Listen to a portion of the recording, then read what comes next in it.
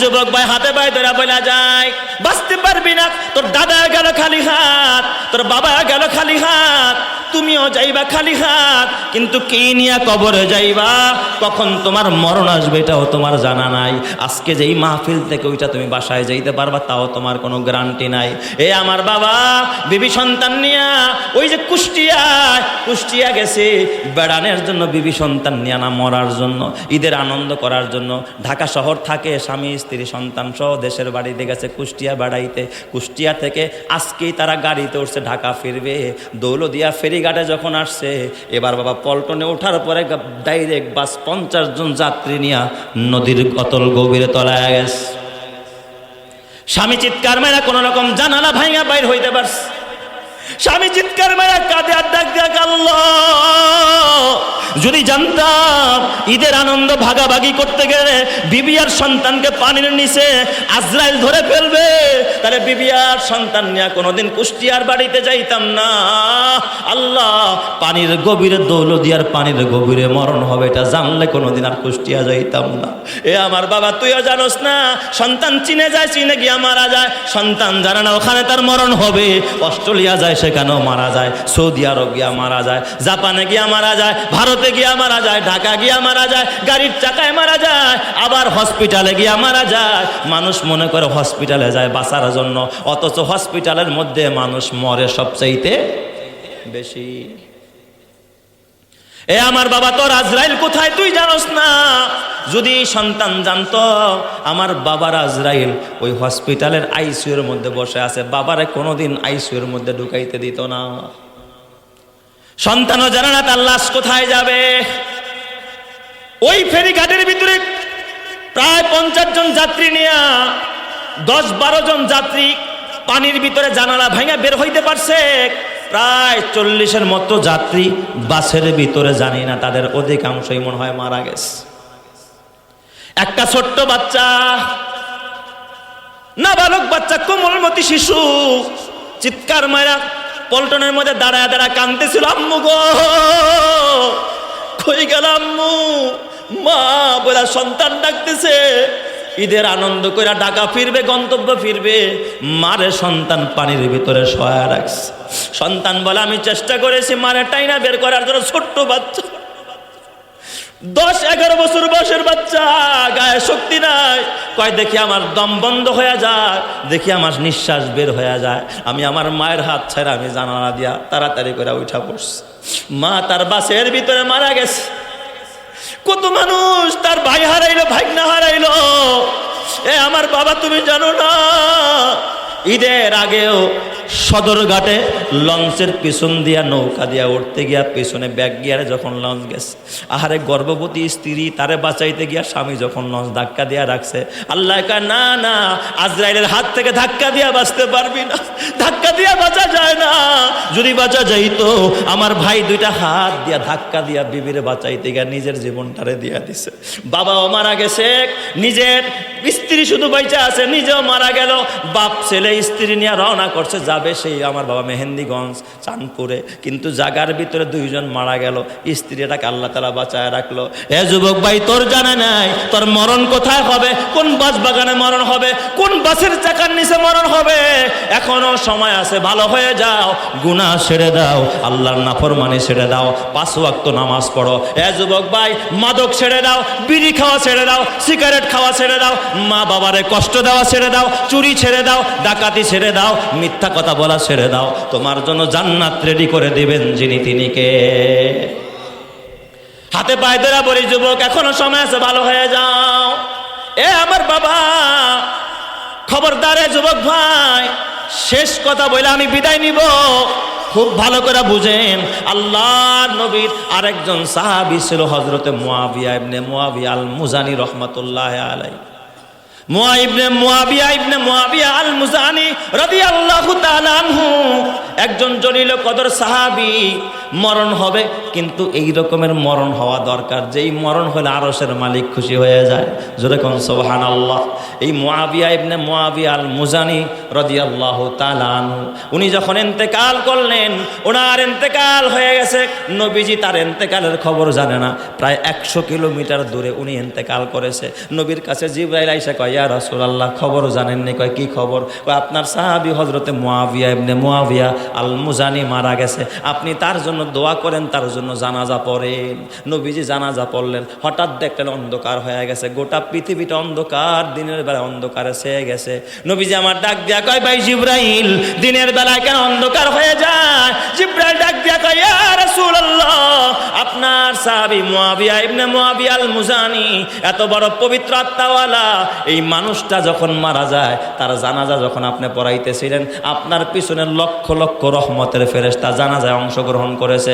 আমি জিবরাইল তাদের উপরে ডানা দিয়া ছায়া দান করেছি, যার কারণে সূর্যের আলো দেখা যায় নাই, গোটা পৃথিবীটা অন্ধকারে ছেয়ে গেছে। চিৎকার মেরে কন্না আল্লাহু আকবার।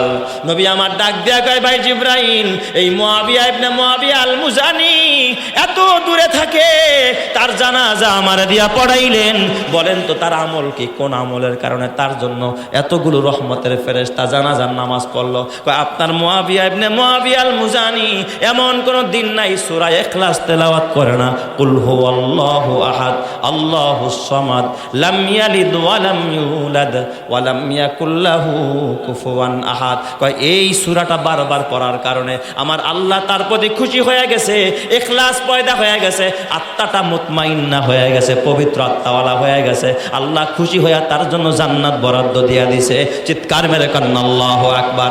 এই জন্য আমার বাবা, আত্মা যদি পবিত্র বানাইতে হয়, নফসে মুতমাইন্নার মালিক যদি হতে হয়, এই জীবনটাকে আমার নবীর রঙে রঙিন করো, নবীর রঙে দাড়ি রাখো, নবীর রঙের টুপি পরো, আমার নবীর রঙে রঙিন কইরা এ বাবা নবীর পোশাক পরিধান করো, নবীর সুন্নতকে জীবনে বাস্তবায়িত করো, নবীর আদর্শকে তোমার জীবনের আদর্শ বানাও, নবী পরিবারের আদর্শকে তোমার পরিবারের আদর্শ বানাও, তোমার বিবিরে নবীর বিবির মতো পরিচালিত করো, নবীর মতো হালাল খাও, নবীর মতো আল্লাহকে ভালোবাসো, কোরআনকে মহব্বত করো। কসম আল্লাহর, নবীর রঙে যদি রঙিন হইতে পারো, জান্নাতের রাস্তা দেখাবেন কে? আরো জোরে বলেন না কে?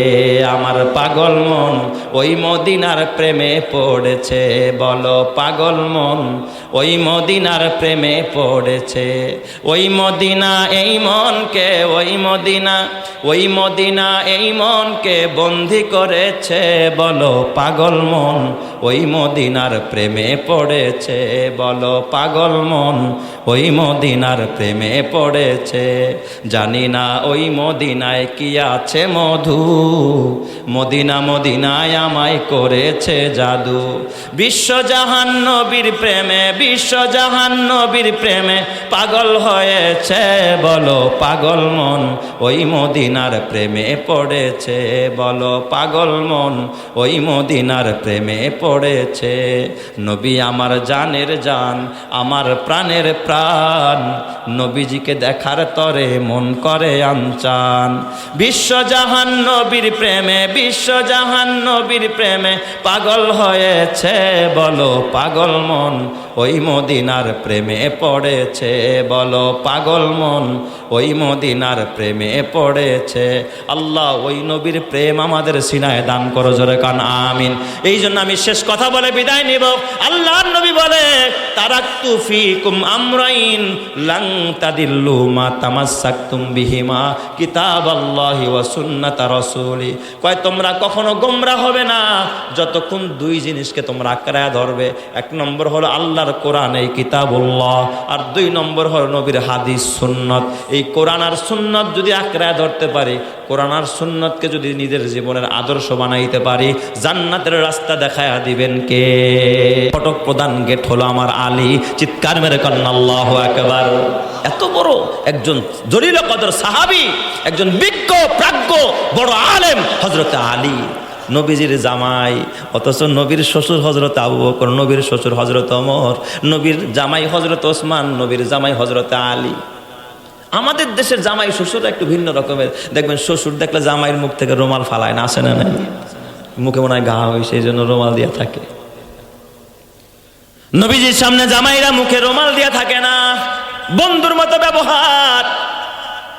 নবীজিও আবু বকর তার শ্বশুর, শ্বশুরকেও নবীজি বন্ধুর মতো ব্যবহার করতেন। নবীর সাথে বন্ধুত্ব সম্পর্ক হযরত আবু বকরের। ওমর নবীর শ্বশুর কিন্তু শ্বশুরের সাথে শ্বশুরের মতো ব্যবহার না, কার মতো ব্যবহার? বন্ধুর মতো ব্যবহার। এক কপাল পরা যুবক ভাই, তোর বাবা তোর বন্ধু, বুড়া বাবার সাথে তুই হাসি মুখে কথা কস না, চেহারা তোর মলিন হয়ে থাকে, তোর শাটার খোলে না, দুনিয়ার সবার সাথে গল্প করস, আড্ডা দেস, হাসি মজাক করস, চার দোকানে বসে ঘন্টার পর ঘন্টা। বুড়া বাবা ঘরে একা একা অসুস্থ মানুষ পড়ে আছে, তার সাথে হাসি মজাক করস না। কোনো সন্তান যদি বুড়া বাবা বুড়া মা বুড়ি মায়ের সাথে একটু খোঁজ গল্প করতে পারে, মা যদি মুস্কি মুস্কি হাসে, বাবা যদি মুস্কি মুস্কি হাসে, আরশের মালিক হাসতে থাকে, চিৎকার মেরে কন্যা আল্লাহু আকবার। অথচ মা বাবার সামনে গল্প করে না, বন্ধু বান্ধবের আড্ডায় মজায়, এমন কপাল পোড়া সন্তান সমাজে আছে না? না। হযরত আলী নবীজি একদিন এক মজলিসের মধ্যে বসা, এক বুড়ি মা কিছু খেজুর দিছে খাওয়ার জন্য। নবী বলে, আলী রে দস্তরখান লাগাও। দস্তর বিছায়া দিছে, সব সাহাবায়ে কেরামকে নিয়ে খানা খাচ্ছে। যার যার খানা খায়া বলেন তো, খাবারের ঝুটা বিচি থাকলে এটা কি নিজের প্লেটের সামনে রাখবেন আরেকজনের প্লেটের সামনে? যার যারটা তার সামনেই তো রাখার কথা, তাই না? আমার জুটাকে আমি নিক্ষেপ করে আপনার সামনে রাখবো নাকি? আমি খাওয়ার পরে যা বাঁচবে এখানেই তো জুটা ফেলবো, কাটা কোটা, তাই না? কিন্তু নবীজি খেজুর খায়, বিচিগুলো জমা করে আলীর প্লেটে। আলী ওই পাশে খাচ্ছে। আলী কি হয় নাকি বিয়াই? কি হয়? জামাই। জামাই শ্বশুর, শ্বশুরে খায়া খায়া বিচিগুলো জামাইয়ের প্লেটে দেয়। পাশে আবার আবু বকর বসা, ওমর বস। আবু বকর কিন্তু নবীর শ্বশুর, মানে শ্বশুরেরও শ্বশুর এখানে, জামাইরও জামাই বসা। লাশ শরমের মাথা খাইয়া নবীজি বিচিগুলো আলীর প্লেটের মধ্যে জমা করে। এবার সবার খেজুর খাওয়া শেষ, নবী ডাক দেয়া করে, এ সাহাবীরা, যার প্লেটের সামনে বিচি বেশি সে খেজুর বেশি খাইছে। সুবহানাল্লাহ। যেরকম সবাই খোঁচা দিছে কারে? জামাইয়ের আলীরে খোঁচা দিছে। তার মানে বিচি তো হের প্লেটে বেশি, কারণ নিজের দাও জমাইছে, আবার নবী মুহাম্মদুর রাসূলুল্লাহর বিচিগুলো ওই জায়গায় জমছে। সুবহানাল্লাহ। যেরকম সবাই ডাবল বিচি হইলে কম না বেশি? এখন সবার চাইতে বেশি হয়ে গেছে। আলী মনে মনে ভাবে, আমার শ্বশুর তো আমার একটু খোঁচা মারছে। আলী কিন্তু বলদ না, আলী কিন্তু বোকা না। এই উম্মতের সবচেয়ে বড় ব্যারিস্টার, বড় আলেম, যার শানে আল্লাহর নবী কয়, আনা মাদিনাতুল ইলমি ওয়া আলিয়ুন বাবুহা, আমি হইলাম ইলমের শহর, আর এই শহরের প্রধান দরজা হলো আমার আলী। ওই আলী ডাক দিয়া বলে, ও আমার উপস্থিত সকলকে আমি সম্বোধন করে বললাম, যার প্লেটের সামনে বিচি নাই সে বিচি সহ খাইছে। সুবহানাল্লাহ। কালকে কইন সবাই। তার মানে শ্বশুরের খোঁচা কম দিছে না বেশি দিছে? কয় যার সামনে বিচি নাই হে কি খাইছে? বিচি সহ খাইছে। কেমন খোঁচাটা মাইরা দিছে শ্বশুর। তো নবীর উম্মতের ভিতরে দুইজন নবীর চাচাতো ভাই, একদিক দিয়ে জামাই আবার চাচাতো ভাই। একজনের নাম আলী, আরেকজনের নাম ইবনে আব্বাস। এই ইবনে আব্বাসের পিতার নাম হযরতে আব্বাস রাদিয়াল্লাহু তাআলা আনহু। এই আব্বাস যখন মারা যায়, আব্বাস রাদিয়াল্লাহু তাআলা আনহু মারা যাওয়ার পরে ইবনে আব্বাস নবীর চাচাতো ভাই একদিন রাতের বেলায় স্বপ্নে দেখে আব্বাস রাদিয়াল্লাহু তাআলা আনহু ডাক দিয়া কয়, আরে ইবনে আব্বাস, ও আব্দুল্লাহ ইবনে আব্বাস, বাবা দুনিয়ায় আর থাকিস না, আমি তোর বাবা আব্বাস কবরে আছি। স্বপ্নে দেখতেছে আব্দুল্লাহ ইবনে আব্বাস বাবাই ছেলেরা ডাকতেছে, দুনিয়ায় আর থাকিস না, তুই আয় আমার সাথে কবরে আয়। চিৎকার মেরে কন্যা আল্লাহু আকবার। এই রকমের স্বপ্ন আপনারাও মাঝে মাঝে দেখেন কিনা? দেখেন না? স্বপ্ন তিন প্রকার, একটা হলো কল্পনা, কাল্পনিক, আরেকটা হলো শয়তানের পক্ষ থেকে আসে, আরেকটা হলো রহমানের পক্ষ থেকে আসে। আল্লাহর পক্ষ থেকে স্বপ্ন যেটা আসে এটা হলো রুয়ায়ে সাদেকা, এটা নবুয়তের 46 ভাগের 1 ভাগ, এটা 100% সত্য, এটা কোনোদিন মিথ্যা হয় না। চিৎকার মেরে কোন সুবহানাল্লাহ। স্বপ্নে দেখতেছে আব্বাস তার ছেলে ইবনে আব্বাসকে ডাকতেছে, বাবা তুই আর দুনিয়ায় থাকিস না, আয় আয় আমার সাথে কবরে আয়। ইবনে আব্বাস চিন্তায় পড়ে গেল, সে তো রাইসুল মুফাসসিরিন, স্বপ্নের ব্যাখ্যাও জানে, কোরআনেরও তাফসীর করে। বুঝতে পেরেছে আমার বাবা আমার ডাকতেছে, তার মানে আমার হায়াত শেষ হয়ে আসছে, দুনিয়ায় আর থাকা যাবে না। আব্দুল্লাহ ইবনে আব্বাসের মন খারাপ। ঘরের ভিতরে তার বিবি ডাক দিয়া বলে, বিবি গো, মনে হয় আর হায়াত আমার বেশি দিন বাকি নাই। আমার আব্বা, আব্বাসের সাথে আমার সাক্ষাৎ, আমার আব্বা আমার হাত ছানি দিয়ে আমার ডাকতেছে, আমি মনে হয় আর দুনিয়াতে বেশি থাকবো না। এই কথা বইলা যখন মসজিদে নববীর দিকে রওনা, বের হইতে দেরি তাকায়া দেখে হঠাৎ করে ঘরের দরজার সামনে গাছের মধ্যে, একটা খেজুর গাছের মধ্যে একটা সাদা পাখি দাঁড়ায়া হযরত ইবনে আব্বাসের সালাম দেয়, আসসালামু আলাইকা ওয়া রাহমাতুল্লাহি ওয়া বারাকাতু। চিৎকার মেরে কান্না আল্লাহু আকবার। ইবনে আব্বাসকে একটা পাখি সালাম দিয়ে দিচ্ছে, সাদা পাখি। রইসুল মুফাসসিরিন আব্দুল্লাহ ইবনে আব্বাস আশ্চর্য হয়ে যায়, হায় হায়, পাখি কেমনে আবার মানুষের মতো সালাম দেয়? অবাক হয়ে যায়, ডাক দিয়া বলে, মান আনতি ইয়া তাইর, এই পাখি তুই কে? তুই আমার সালাম দিলি? পাখি ডাক দিয়া বলে, আরে আব্দুল্লাহ ইবনে আব্বাস, আমি দুনিয়ার কোনো পাখি না, আমি দুনিয়ার কোনো পশু না, আমি দুনিয়ার কোনো পতঙ্গ না, আমি হলাম মালাকুম মিনাল মালাইকা, আমি আসমানের ফেরেশতাদের ভিতরে একজন ফেরেশতা। আমি পাখির রূপ নিয়ে আপনার ঘরের দরজায় দাঁড়ায় গেছি আপনাকে সালাম দেওয়ার জন্য। চিৎকার মেরে কন্না আল্লাহু আকবার। ইবনে আব্বাস ডাক দিয়া বলে, কেন গো, কি কারণ? কারণ একটাই, আপনার আত্মাটা পবিত্র আত্মা, আল্লাহ তাআলা আসমানে ফয়সালা হয়ে গেছে, কিছুদিন পর জিবরাইল আমিন আসবে আপনার আত্মাটাকে বহন করার জন্য। আপনার আত্মাটা হলো নফসে মুতমাইন্না। আল্লাহ তাআলা আয়েশা ডাক দিবে, ইয়া আইয়াতুহান নাফসুল মুতমাইন্না। কোন কোন মুফাসসির এই আয়াতের শানে নজুলের মধ্যে ঘটনাও লিখেছে, আপনার আত্মাকে আল্লাহ তাআলা নফসে মুতমাইন্না বলে ডাক দিবে। ও আব্দুল্লাহ ইবনে আব্বাস, আপনি কত বড় ভাগ্যবান, যদিও আপনার ঘরে টাকা নাই, পয়সা নাই, আপনি এত বড় আলেম, জগৎ বিখ্যাত আলেম, আপনার পাজেরও গাড়ি নাই, পাড়ারও গাড়ি নাই, আপনার কোনো দামি কোনো বাহন নাই, আপনার দুনিয়ায় কোনো পদ নাই, গরিব মানুষ। দেখবেন দুনিয়াতে বহু আলেম এমনভাবে চলে, গরিবানা হালাতে চলে, এদের দিকে তাকাইলে কলিজা খান খান হয়ে যায়। এ আমার বাবা ছাত্র জমানা, আমার এক উস্তাদ, তার ঘরে 6টা সন্তান ছিল, হুজুর মাদ্রাসায় পড়াইতো, ওই সময় 6,000 টাকা বেতন পাইতো। বলেন তো, যার ঘরে 6টা সন্তান, যেই বেচারায় 6টা সন্তান লালন পালন করে 6,000 টাকা মাসে বেতন পাইলে, ওর তো নুন আনতে পান্তা ফোরায়, ওর তো অবস্থা 12টা বাজার। কথা কথা ঠিক কিনা? এখন তো আপনার 6,000 যায় চাতে আর মোবাইলেই। কথা ঠিক বললাম না ভাই? ঠিক বললাম। মাঝে মাঝে হুজুরকে ক্লাসে কাঁদতে দেখেছি, বুঝি নাই তখন, হালাত বুঝি নাই, এখন সংসার চালাই, এখন বুঝি। বলতাম, হুজুর মন খারাপ কেন? কয়, বাবা 6টা সন্তানের মধ্যে মাঝে মাঝে অসুস্থ থাকে, চিকিৎসা করাইতে হয়।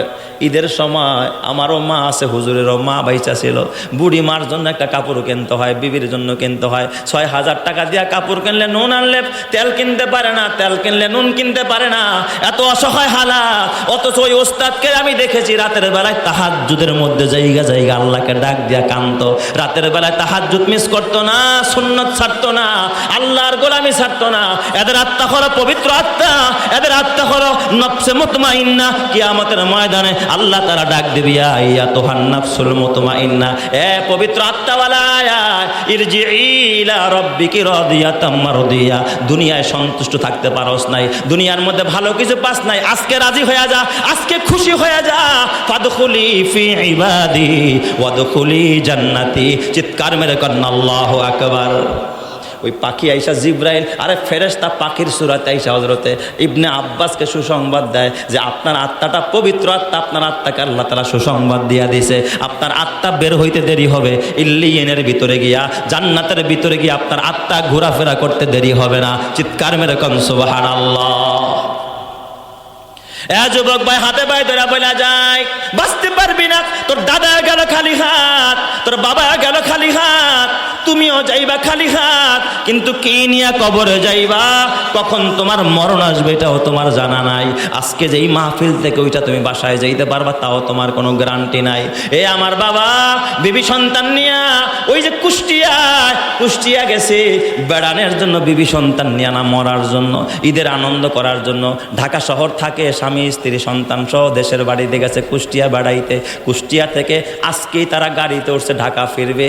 দৌলদিয়া ফেরিঘাটে যখন আসছে, এবার বাবা পল্টনে ওঠার পরে ডাইরেক্ট বাস 50 জন যাত্রী নিয়ে নদীর অতল গভীরে তলায় গেছে। স্বামী চিৎকার মেরা কোন রকম জানালা ভাঙা বাইর হইতে পারছে। স্বামী চিৎকার মেরা কাঁদে আর ডাক দেয়া, আল্লাহ যদি জানতাম ঈদের আনন্দ ভাগাভাগি করতে গেলে বিবি আর সন্তানকে পানির নিচে আজরাইল ধরে ফেলবে, তাহলে বিবি আর সন্তান নিয়ে কোনোদিন কুষ্টিয়ার বাড়িতে যাইতাম না। আল্লাহ পানির গভীরে দৌলদিয়ার পানির গভীরে মরণ হবে এটা জানলে কোনোদিন আর কুষ্টিয়া যাইতাম না। এ আমার বাবা, তুইও জানোস না সন্তান চীনে যায়, চীনে গিয়া মারা যায়, সন্তান জানে না ওখানে তার মরণ হবে। অস্ট্রেলিয়া যায় সেখানেও মারা যায়, সৌদি আরব গিয়া মারা যায়, জাপানে গিয়া মারা যায়, ভারতে গিয়া মারা যায়, ঢাকা গিয়া মারা যায়, গাড়ির চাকায় মারা যায়, আবার হসপিটালে গিয়া মারা যায়। মানুষ মনে করে হসপিটালে যায় বাঁচার জন্য, অথচ হসপিটালের মধ্যে মানুষ মরে সবচাইতে বেশি।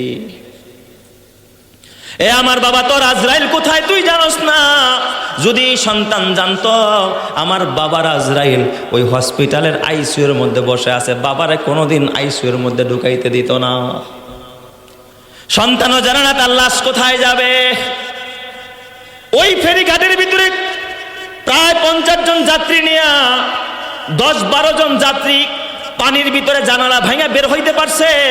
প্রায় 40-এর মতো যাত্রী বাসের ভিতরে, জানি না তাদের অধিকাংশই মনে হয় মারা গেছে। একটা ছোট্ট বাচ্চা, নাবালক বাচ্চা, কোমলমতি শিশু চিৎকার মারা পল্টনের মধ্যে দাঁড়ায় দাঁড়ায় কাঁদতেছিল, আম্মু গো কই গেল আম্মু, মা বলে সন্তান ডাকতেছে। ঈদের আনন্দ করে ঢাকা ফিরবে, গন্তব্য ফিরবে, মারে সন্তান পানির ভিতরে শোয়া রাখছে। সন্তান বলে আমি চেষ্টা করেছি মারে টাইনা বের করার জন্য। ছোট্ট বাচ্চা, 10-11 বছর বয়সের বাচ্চা, গায়ে শক্তি নাই। কয় দেখি আমার দম বন্ধ হয়ে যায়, দেখি আমার নিঃশ্বাস বের হয়ে যায়, আমি আমার মায়ের হাত ছাড়া আমি জানালা দিয়া তাড়াতাড়ি করে উঠা পড়ছি। মা তার বাসের ভিতরে মারা গেছে। কত মানুষ তার ভাই হারাইলো, ভাগনা হারাইলো। এ আমার বাবা, তুমি জানো না ঈদের আগেও সদরঘাটে লঞ্চের পিছন দিয়া নৌকা দিয়া উঠতে গিয়া পিছনে ব্যাগ গিয়ারে যখন লঞ্চ গেছে, আহারে গর্ভবতী স্ত্রী তারে বাঁচাইতে গিয়া স্বামী যখন লঞ্চ ধাক্কা দিয়া রাখছে, আল্লাহ কা না না আজরাইলের হাত থেকে ধাক্কা দিয়া বাঁচতে পারবি না, ধাক্কা দিয়া বাঁচা যায় না। যদি বাঁচা যাইতো আমার ভাই 2টা হাত দিয়া ধাক্কা দিয়া বিবিরে বাঁচাইতে গিয়া নিজের জীবনটারে দিয়া দিছে। বাবাও মারা গেছে, নিজের স্ত্রী শুধু বাইচা আছে, নিজেও মারা গেল। বাপ ছেলে স্ত্রী নিয়ে রওনা করছে, যাবে সেই আমার বাবা মেহেন্দিগঞ্জ চাঁদপুরে, কিন্তু জাগার ভিতরে 2 জন মারা গেল। স্ত্রীটাকে আল্লাহ তাআলা বাঁচায় রাখলো। এ যুবক ভাই, তোর জানা নাই তোর মরণ কোথায় হবে, কোন বাস বাগানে মরণ হবে, কোন বাসের চাকার নিচে মরণ হবে। এখনো সময় আছে, ভালো হয়ে যাও, গুনাহ ছেড়ে দাও, আল্লাহর নাফরমানি ছেড়ে দাও, 5 ওয়াক্ত নামাজ পড়ো। এ যুবক ভাই, মাদক ছেড়ে দাও, বিড়ি খাওয়া ছেড়ে দাও, সিগারেট খাওয়া ছেড়ে দাও, মা বাবারে কষ্ট দেওয়া ছেড়ে দাও, চুরি ছেড়ে দাও, ডাকাতি ছেড়ে দাও, মিথ্যা কথা বলা ছেড়ে দাও। তোমার জন্য জান্নাত রেডি করে দিবেন যিনি তিনি কে। হাতে পায়ে ধরা বলি যুবক, এখনো সময় আছে, ভালো হয়ে যাও। এ আমার বাবা, খবরদার যুবক ভাই, শেষ কথা বলে আমি বিদায় নিব। খুব ভালো করে বুঝেন, আল্লাহর নবীর আরেকজন সাহাবী ছিল হযরতে মুয়াবিয়া ইবনে মুয়াবিয়া আল মুজানি রাহমাতুল্লাহ আলাইহি। মুয়াবিয়া ইবনে মুয়াবিয়া আল মুজানি রাদিয়াল্লাহু তাআলা আনহু একজন জলিল কদর সাহাবী। মরণ হবে, কিন্তু এই রকমের মরণ হওয়া দরকার যেই মরণ হলে আরশের মালিক খুশি হয়ে যায়। জোরে কোন সুবহানাল্লাহ। এই মুয়াবিয়া ইবনে মুয়াবিয়া আল মুজানি রাদিয়াল্লাহু তাআলা আনহু, উনি যখন ইন্তেকাল করলেন, ওনার ইন্তেকাল হয়ে গেছে, নবীজি তার ইন্তেকালের খবর জানে না। প্রায় 100 কিলোমিটার দূরে উনি ইন্তেকাল করেছে। নবীর কাছে জিবরাইল আইসা কয়, ইয়া রাসূলুল্লাহ, খবর জানেননি? কয় কি খবর? কয় আপনার সাহাবী হযরতে মুয়াবিয়া ইবনে মুয়াবিয়া আল মুজানি মারা গেছে, আপনি তার জন্য দোয়া করেন, তার জন্য জানাজা পড়েন। নবীজি জানাজা পড়লেন। হঠাৎ দেখলেন অন্ধকার হয়ে গেছে, গোটা পৃথিবীটা অন্ধকার, দিনের বেলা অন্ধকারে ছেয়ে গেছে। নবীজি আমার ডাক দিয়া কয়, ভাই জিবরাইল, দিনের বেলায় কেন অন্ধকার হয়ে যায়? জিবরাইল ডাক দিয়া কয়, ইয়া রাসূলুল্লাহ, আপনার সাহাবী মুয়াবিয়া ইবনে মুয়াবিয়া আল মুজানি, এত বড় পবিত্র আত্মাওয়ালা, এই মানুষটা যখন মারা যায়, তার জানাজা যখন আপনি পড়াইতেছিলেন, আপনার পিছনে লক্ষ লক্ষ রহমতের ফেরেশতা জানাজায় অংশগ্রহণ করেছে। আমি জিব্রাইল তাদের উপরে ডানা দিয়া ছায়া দান করেছি, যার কারণে সূর্যের আলো দেখা যায় নাই, গোটা পৃথিবীটা অন্ধকারে ছেয়ে গেছে। চিৎকার মেরে কান্না আল্লাহু আকবার। নবী আমার ডাক দেয়া কয়, ভাই জিব্রাইল, এই মুয়াবিয়া ইবনে মুয়াবিয়া আল মুজানি এত দূরে থাকে, তার জানাজা আমার দিয়া পড়াইলেন, বলেন তো তার আমল কি? কোন আমলের কারণে তার জন্য এতগুলো রহমতের ফেরেশতা জানাজার নামাজ পড়লো? আপনার মুয়াবিয়া ইবনে মুয়াবিয়া আল মুজানি এমন কোন দিন নাই সূরা ইখলাস তেলাওয়াত করে না। কুল হুয়াল্লাহু আহাদ আল্লাহুস সামাদ লাম ইয়ালিদ ওয়া লাম ইউলাদ ওয়া লাম ইয়াকুল লাহু কুফুয়ান আহাদ। কয় এই সূরাটা বারবার পড়ার কারণে আমার আল্লাহ তার প্রতি খুশি হয়ে গেছে, ইখলাস পয়দা হয়ে গেছে, আত্মাটা মুতমাইন্না হয়ে গেছে, পবিত্র আত্মাওয়ালা হয়ে গেছে। আল্লাহ খুশি হয়ে তার জন্য জান্নাত বরাদ্দ দিয়া দিছে। চিৎকার মেরে কান্না আল্লাহু আকবার। এই জন্য আমার বাবা, আত্মা যদি পবিত্র বানাইতে হয়, নফসে মুতমাইন্নার মালিক যদি হতে হয়, এই জীবনটাকে আমার নবীর রঙে রঙিন করো, নবীর রঙে দাড়ি রাখো, নবীর রঙের টুপি পরো, আমার নবীর রঙে রঙিন কইরা এ বাবা নবীর পোশাক পরিধান করো, নবীর সুন্নতকে জীবনে বাস্তবায়িত করো, নবীর আদর্শকে তোমার জীবনের আদর্শ বানাও, নবী পরিবারের আদর্শকে তোমার পরিবারের আদর্শ বানাও, তোমার বিবিরে নবীর বিবির মতো পরিচালিত করো, নবীর মতো হালাল খাও, নবীর মতো আল্লাহকে ভালোবাসো, কোরআনকে মহব্বত করো। কসম আল্লাহর, নবীর রঙে যদি রঙিন হইতে পারো, জান্নাতের রাস্তা দেখাবেন কে? আরো জোরে বলেন না কে? আমার পাগল মন ওই মদিনার প্রেমে পড়েছে, বলো পাগল মন ওই মদিনার প্রেমে পড়েছে। ওই মদিনা এই মনকে, ওই মদিনা, ওই মদিনা এই মনকে বন্দি করেছে, বলো পাগল মন ওই মদিনার প্রেমে পড়েছে, বলো পাগল মন ওই মদিনার প্রেমে পড়েছে। জানি না ওই মদিনায় কি আছে মধু, মদিনা মদিনায় আমায় করেছে জাদু। বিশ্বজাহান নবীর প্রেমে, বিশ্বজাহান নবীর প্রেমে পাগল হয়েছে, বলো পাগল মন ওই মদিনার প্রেমে পড়েছে, বলো পাগল মন ওই মদিনার প্রেমে পড়েছে। নবী আমার জানের জান, আমার প্রাণের প্রাণ, নবীজিকে দেখার তরে মন করে আনচান। বিশ্বজাহান নবীর প্রেমে, বিশ্বজাহান নবীর প্রেমে পাগল হয়েছে, বলো পাগল মন ওই মদিনার প্রেমে পড়েছে, বলো পাগল মন ওই মদিনার প্রেমে পড়েছে। আল্লাহ ওই নবীর প্রেম আমাদের সিনায় দান করো, জোরে কান আমিন। এই জন্য আমি শেষ কথা বলে বিদায় নিব। আল্লাহর নবী বলে, তারাকতু ফিকুম আমরাইন লাং তাদিল্লু মা তামাসসাকতুম বিহিমা কিতাবাল্লাহি ওয়া সুন্নাত রাসূলি। কয় তোমরা কখনো গোমরা হবে না যতক্ষণ দুই জিনিসকে তোমরা আঁকড়ায় ধরবে। এক নম্বর হলো আল্লাহর কোরআন, এই কিতাবুল্লাহ, আর দুই নম্বর হলো নবীর হাদিস সুন্নত। এই কোরআন আর সুন্নত যদি আঁকড়ায় ধরতে পারি, কোরআন আর সুন্নতকে যদি নিজের জীবনের আদর্শ বানাইতে পারি, জান্নাতের রাস্তা দেখায় দিবেন কে? আর এই আদর্শে যেন সমাজ আদর্শিত হয়, যুব সমাজ ভালো হয়।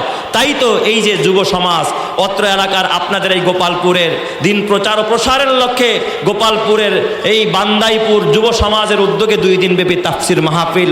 আমি ধন্যবাদ জানাই এই যুব সমাজকে, যে এলাকার যুবকদেরকে, এলাকার নারী পুরুষদেরকে নবীর আদর্শে আদর্শবান বানানোর জন্য, কোরআনকে আঁকড়িয়ে ধরার জন্য তারা এই তাফসিরুল কোরআন মাহফিল দিয়েছেন।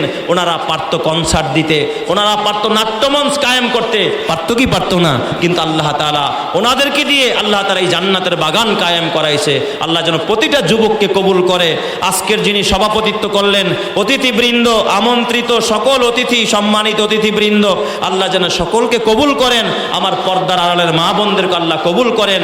এলাকার যারা অর্থ দিয়ে, মেধা দিয়ে